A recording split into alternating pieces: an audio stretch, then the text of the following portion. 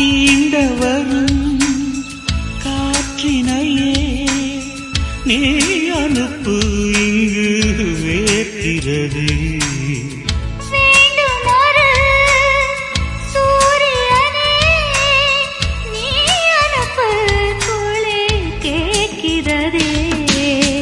கடிதத்தில் முத்தங்கள் அனுப்பிடலாமே,